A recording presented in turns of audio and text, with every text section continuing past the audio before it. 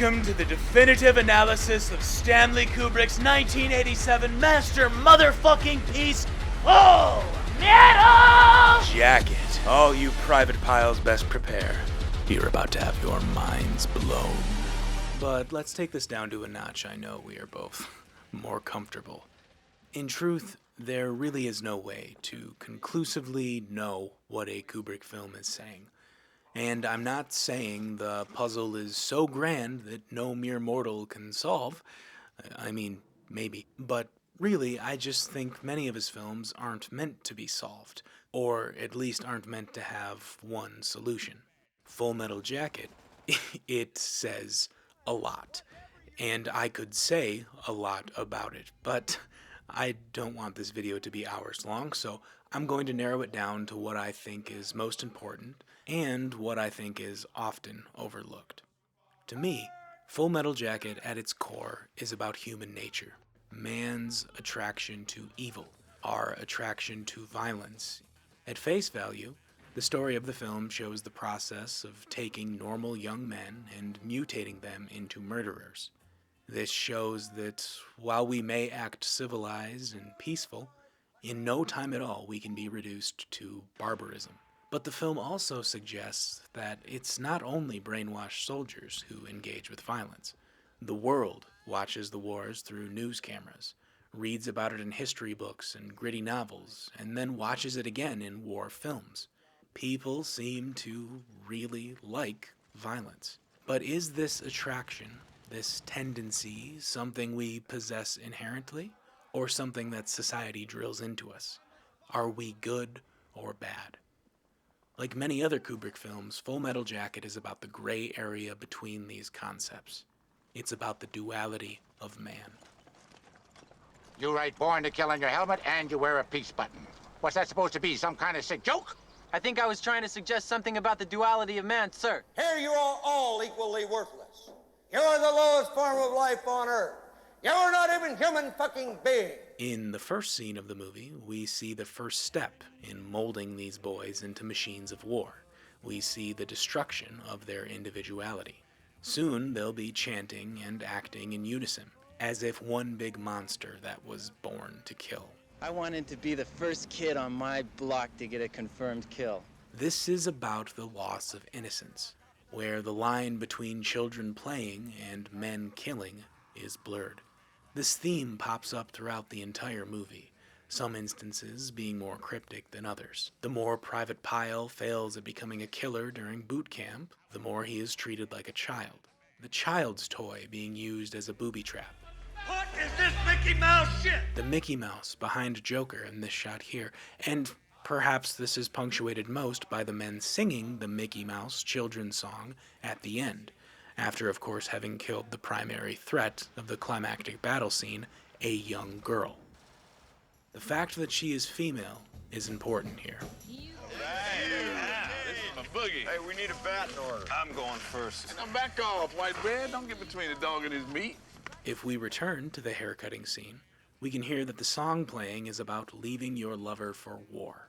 This relates to another prominent theme in the film, the link between sex and violence.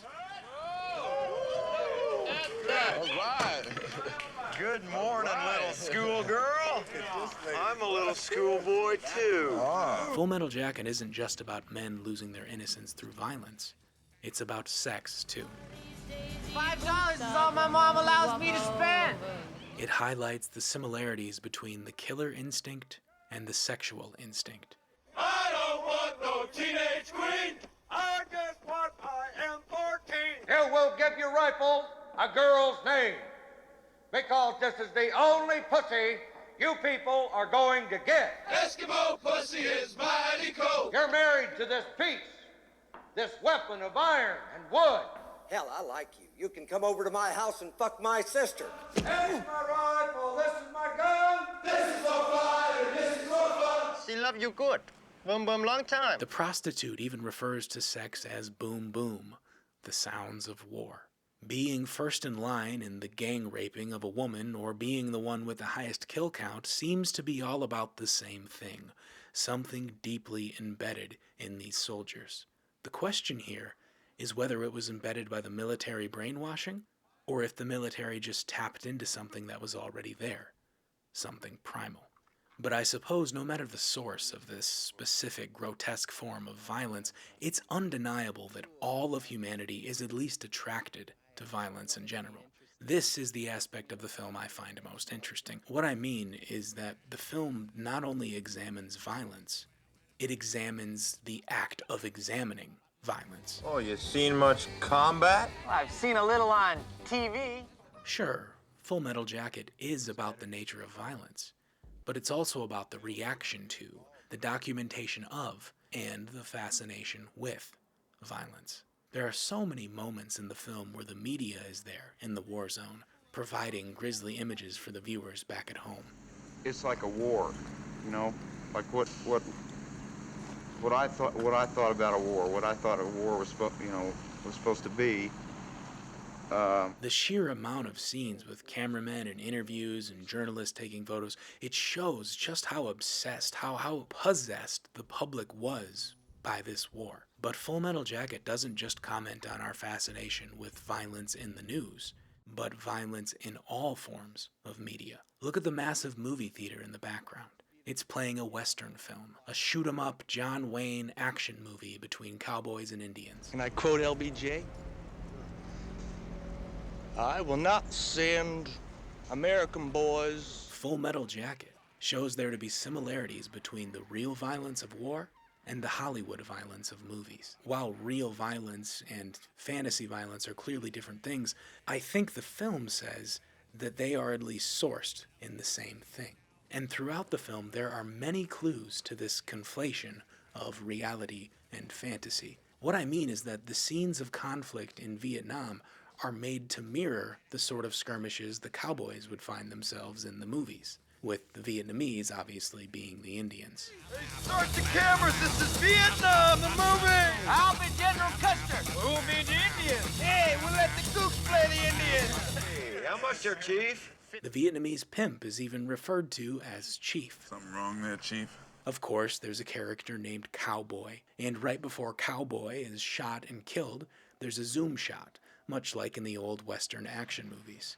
And if you blink, you'll miss it, but in a few scenes, an old repeater rifle is seen. Now, there is no logical reason that a weapon from the 1800s would ever be on a Vietnam battlefield. This is a weapon almost exclusively used in the time of the cowboy, in the era of the Western. Or this isn't a repeater rifle or a real gun at all. It could be a BB gun, like a Red Ryder BB gun. Its design is based off of old repeater cowboy guns because when the kids have the BB gun, it makes them feel like they're cowboys. Like this little repeater rifle prop that shows up throughout this movie, it definitely is supposed to elicit images of cowboys and Indians, of Hollywood movies. But then also, if this is a BB gun, if this is a toy, then that just feeds right back into the theme of loss of innocence and the soldiers being just like children. And yeah, you get it. Whether it's meant to be a real repeater rifle that for some reason a soldier in Vietnam is using,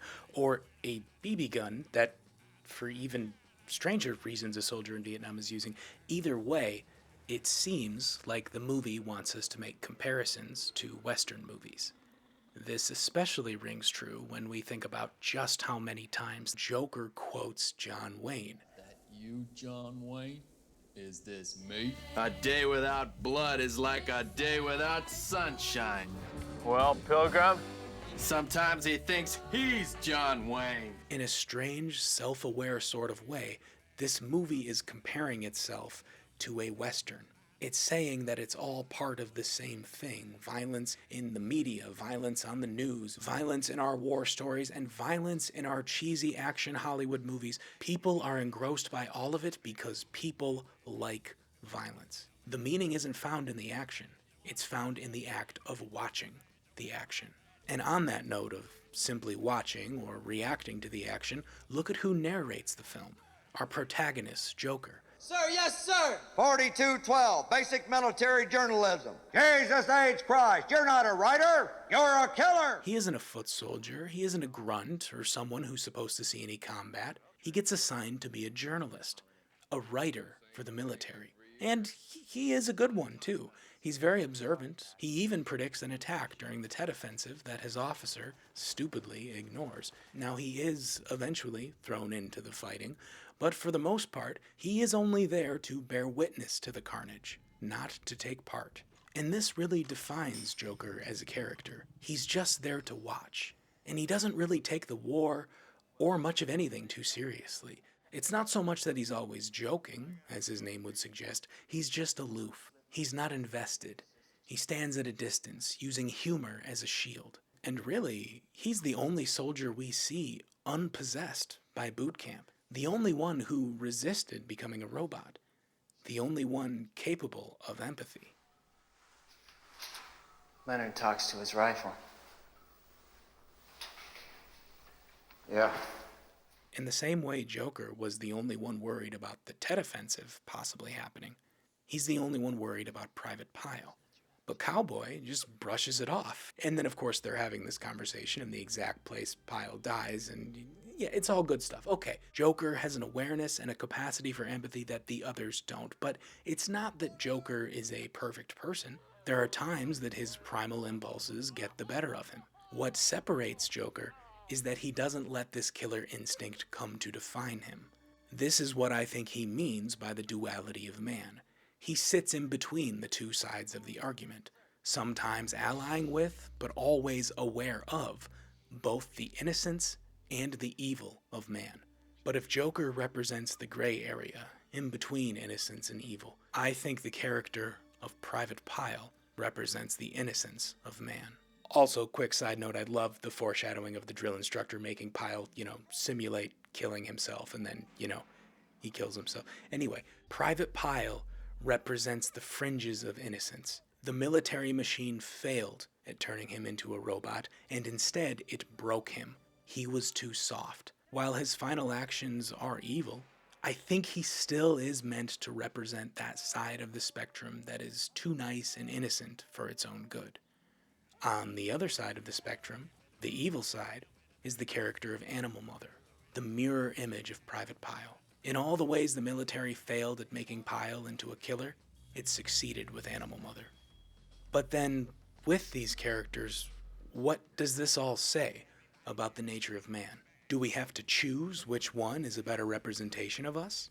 Is man inherently foolish in its innocence, or tainted by wickedness? Are we Private Pile, or are we Animal Mother?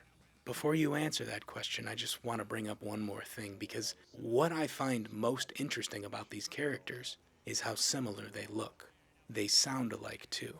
They give the same dumb smirk when questioned, and they both seem a little dense. And honestly, they're both bad soldiers. They both are unhinged and have huge problems with authority. It's just that one of them is defined by the killer instinct. And at the end of the day, that's what matters most in war. While Private Pile and Animal Mother are clearly meant to be different characters in the structure of the story, figuratively speaking, I think their similarities are meant to tell us a lot more. Animal Mother is like Private Pile in an alternate reality, a reality where the military machine happened to spit out a success instead of something defective. What I think this says, then, is that all of man has the potential to be either one of these extremes. Humanity isn't Private Pile or Animal Mother. We are both, simultaneously good and evil. If you're lucky, you're someone who's aware of this duality. You're someone capable of caring and capable of conflict, but not ever to the point of losing yourself. Our nature makes us crazy, makes us evil. But at least you're one of those who can see it, who's aware of it. And sometimes you can even sit back and joke about it. This is what I think Full Metal Jacket is saying. In all its dark comedy, war-torn, gritty, metaphorical fucking splendor, this is what Full Metal Jacket is most about. Inside every human being is the potential for evil. Each and every one of us has the potential to commit violence. It is within our nature to be attracted to violence, or at the very least, be fascinated by violence. The reason that children replicate violence with their games, and why Hollywood replicates violence in their films, is simple. We all like it. Speaking of liking something, hey, how about you like the video? Boom! Smoothest segue ever. Okay, it's time to end this. God, I've really been working on this one for months. It's taken so many viewings and so much just thinking and self-debate and trying to figure out how to organize this. I put way more thought into this video than it needed. Hopefully 10% of that thought actually shows in the final product. All right, I'll stop talking now.